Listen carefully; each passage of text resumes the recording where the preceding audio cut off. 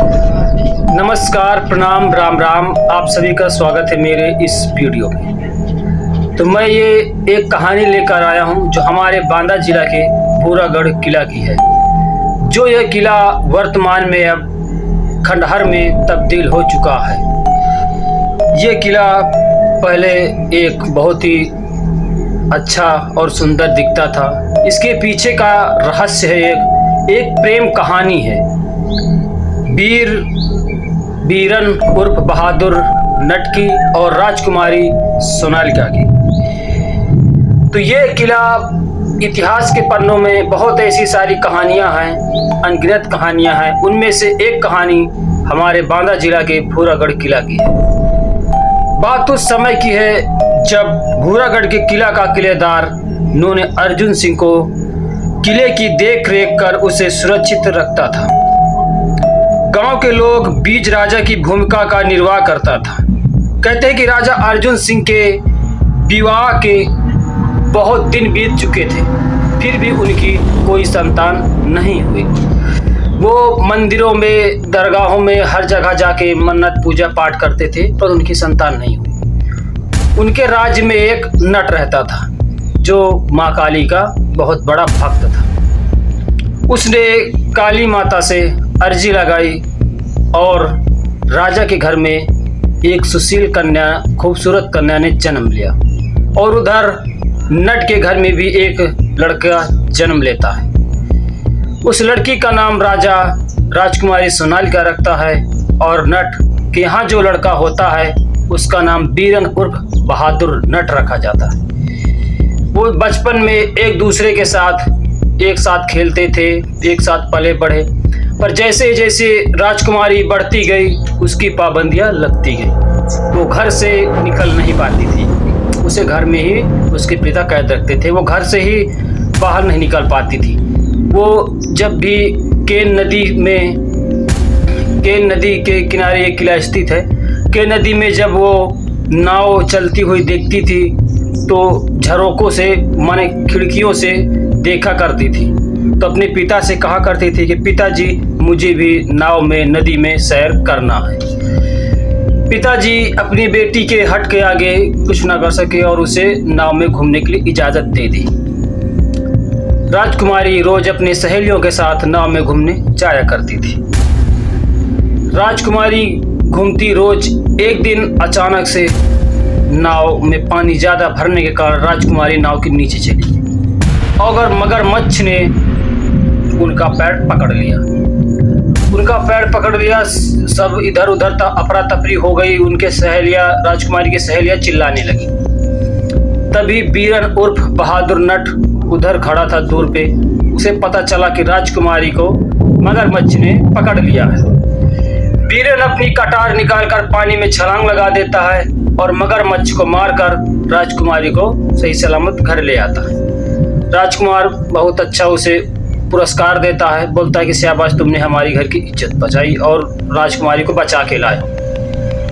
बीरन की बहादुरी के प्रशंसाएं पूरे गांव में थी कि राजकुमारी की जान बचाई थी।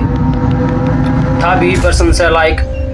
राजकुमारी की इलाज चल रहा था औषधियों से, क्योंकि पैर में चोट भी लग गई थी। पर फिर भी राजकुमारी के ऊपर कुछ न कुछ होता ही रहा। एक बार मंदिर में अपने सहेलियों के साथ पूजा करने गई। उधर ही किला के कुछ ही दूर पे एक मंदिर है भगवान भोलेनाथ का, जहां पर आज भी लोग जो भी मन्नत प्रेम के, जो प्रेमी जोड़ा उस मंदिर पे जाकर अपनी मन्नत मांगते हैं उनकी अवश्य पूरी होती है। तो उस मंदिर पे जाती है राजकुमारी, तो उसे एक मंदिर का रहने वाला ही सांप उसे काट लेता है राजकुमारी। अब राजा को पता चलता है। राजा आता है, पंडित जी से बोलता है कि कैसे ठीक होगा। पंडित ने बोला, राजा साहब ये किसी औषधि से नहीं ठीक होगा। अगर कोई अच्छा तांत्रिक हो जो उसी सर्प को बुलाकर राजकुमारी के पैर से जहर निकला सके तभी राजकुमारी ठीक हो सकती है, वरना नहीं। राजा ने पूरे शहर में डिंडोरी पिटवा दी कि जो भी मेरी बेटी को ठीक करेगा मुझे लाखों के असरफियाँ दूंगा, वो जो चाहेगा मैं उसे दूंगा। डिंडोरी पीटी गई, पूरे शहर में हल्ला हो गया। सब लोग आते थे, झाड़ फूक करते थे, पर किसी ने ठीक नहीं कर पाई। बीरन उर्फ बहादुर नट को भी ये खबर मिलती है। वो आता है और राजा से आज्ञा लेता है कि राजा साहब, मैं भी कुछ अपनी विद्या का दिखा सकता हूँ, प्रयोग कर सकता हूँ। राजा ने कहा ठीक है नट, तुम दिखाओ। उसका नट का पिता काली माँ का भक्त था, उससे उसकी विद्या अपने बाप से ली हुई थी। उसने अपनी विद्या की बल से उस सर्प को बुलाया और राजकुमारी की जान बचा ली। राजकुमारी की जान बच गई। राजकुमारी अपने घर गई, पर राजकुमारी को बीरन उर्फ बहादुर नट से धीरे धीरे प्रेम होने लगा। अब उनका प्रेम हो गया। उनकी प्रेम की लीला पूरे गांव में धीरे धीरे फैलने लगी।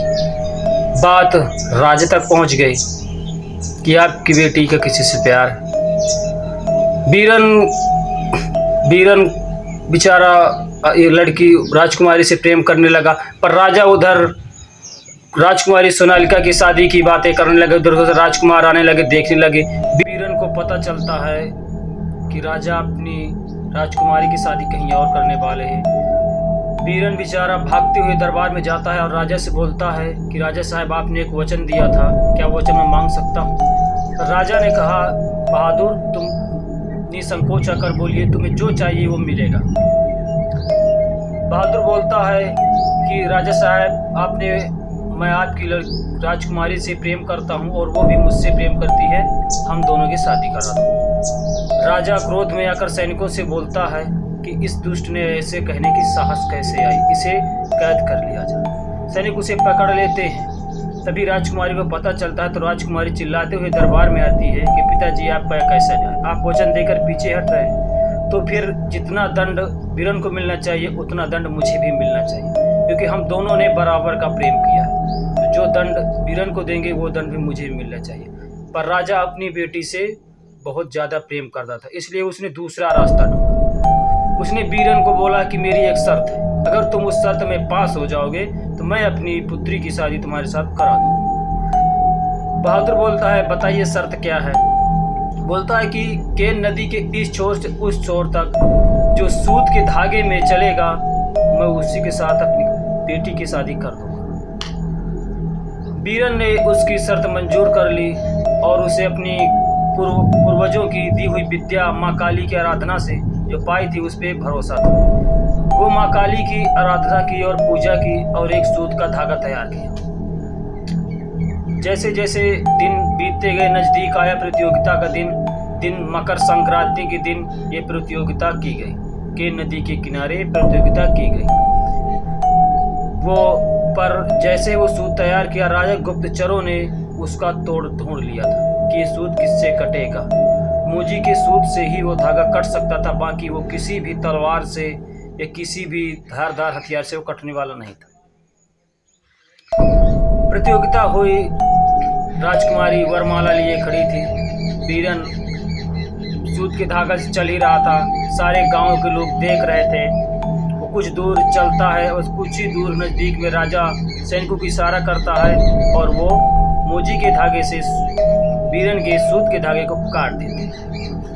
बीरन बेचारा ऊपर से तेज बहाव नदी में बह के मर जाता है। जब राजकुमारी को पता चलता है तो राजकुमारी भी नदी में कूद के अपने प्राण त्याग देती है। राजकुमारी और बीरन दोनों खत्म हो जाते हैं, पर उनकी प्रेम कहानी आज भी अमर है। उन दोनों की समाधि वहीं पे किले के बगल में बनाई गई थी और वहीं पे शंकर जी का मंदिर है। मकर संक्रांति के दिन आज भी वहाँ पर मेला लगता है और जो प्रेमी जोड़ा जाता है वो उनकी मन्नतें पूरी होती। उनके मरने के बाद ये किला बिल्कुल खंडहर हो चुका। वहाँ का एरिया पूरा खंडहर हो चुका, पूरा वीरान हो गया। आज ये किला बिल्कुल खंडहर में तब्दील हो गया। ये बांदा जिला के नदी के किनारे पर स्थित है। यहाँ पर साल में कई बार पर्यटकों का बड़ा हुजूम आता है देखने के लिए, क्योंकि ये किला मशहूर भी है और इन दोनों की प्रेम कहानियाँ भी बहुत ही मशहूर है। इतिहास में कई कहानियाँ हैं, पतंगरागढ़ की भी एक कहानी है जो हमने अब तक पेश की। तो प्लीज़ अगर वीडियो पसंद आई हो तो हमारे चैनल को सब्सक्राइब करें, वीडियो लाइक करें, कमेंट करें, ज़्यादा से ज़्यादा शेयर करें। तो मिलते हैं अगली वीडियो में। जय श्री राम, हर हर महादेव।